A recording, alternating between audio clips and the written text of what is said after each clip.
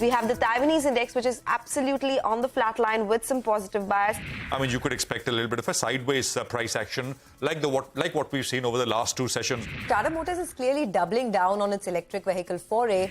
But at the moment, the market is focused on increasing interest rates in the States. They are very, very pleased with what you have done in terms of the entire year. Up almost 20 odd points on the Nifty. The mid-cap index is flat with a bit of a positive bias. We see this still as a range-bound market. Not too much of upside, not too much of downside. There's several kinds of incentives available for consumers who are looking to buy EVs in India. Titan is looking to, benefit from that by announcing its gold price lock-in scheme. While the market continues to be range-bound, I think a lot of the action has shifted to mid-caps. 5.3% constant currency quarter-on-quarter revenue growth. Year-on-year, it's approaching a 20% growth. Motilal Oswal has initiated coverage on Paytm. A buy recommendation. The first store opened in Mumbai, which is Apple BKC, and this is Apple's arcade. The mid-cap index is up 23 points, so the mid-cap outperformance actually continues.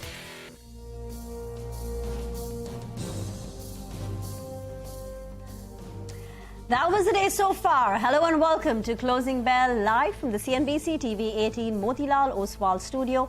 I'm Reema Tendulkar, with me, Surabhi, Nigel, and we've got Mangalam in the newsroom.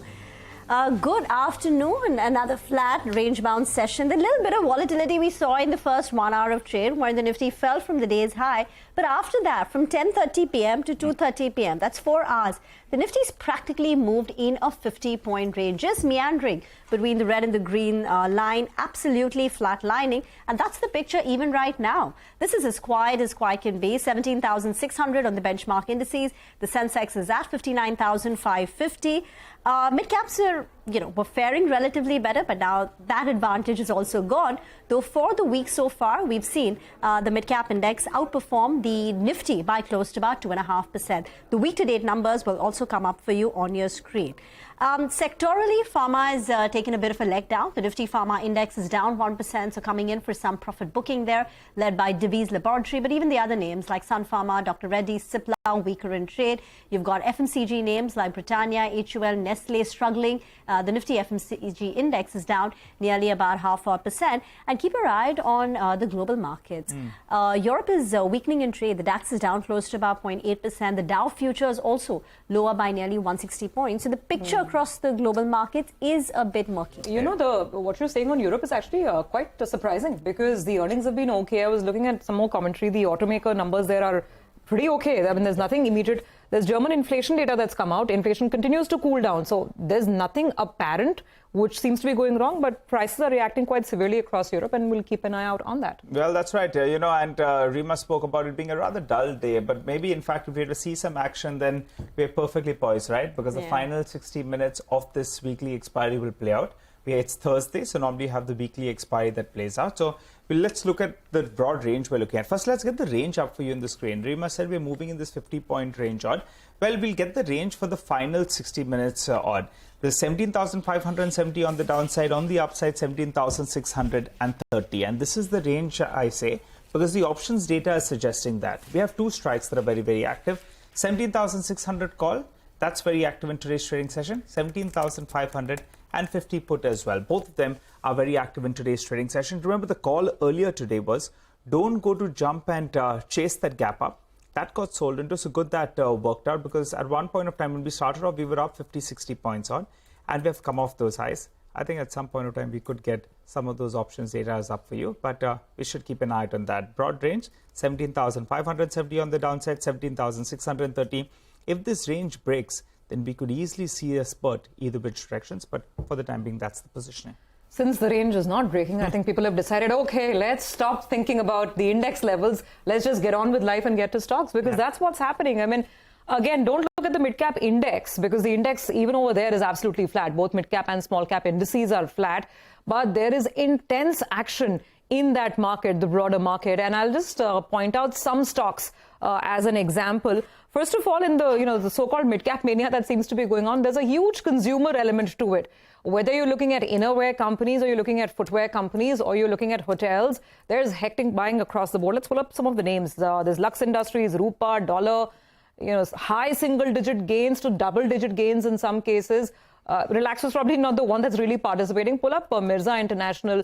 Put up some of the other names like Liberty Shoes. Last time I checked, Liberty was up almost 20%. So big moves over here. Shoppers Stop is up about 6-7% as well. Mirza is on a 10% circuit. That stock's up 65% in this week. So that's the kind of accumulation that seems to be going on. Indigo Paints is having a great run today. It's up almost 10%. The entire rail, not the entire, but a large part of this whole rail part of the market is buzzing around. Not quite sure if the market's smelling another big order, a potential tender.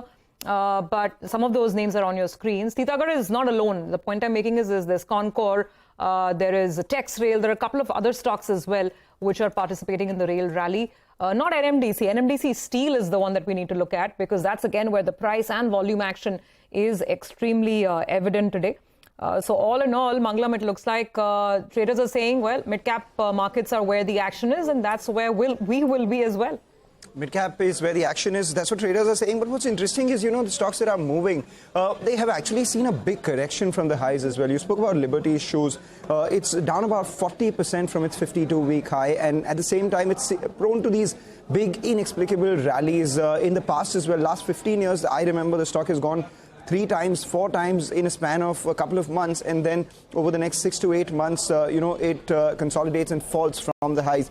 That's one. Lux Industries down about 44-45% from the highs. Indigo Paints as well. One of the underperformers in the painting space, down about 33% from the highs. So maybe these stocks which have seen a big battering in the past are the ones which are finding some favor. But just as far as the markets are concerned, the low on the Nifty today extremely crucial, 17,587, and that compares with the 200-day moving average of 17,590. So which is where we've seen a bit of a bounce from. So the first test of the 200-day moving average today was defended. Let's see whether that continues to stay defended as we move into the expiry hour as well. But on the way up, 17,684, today's high again. The Nifty range of 100 points is what's playing out.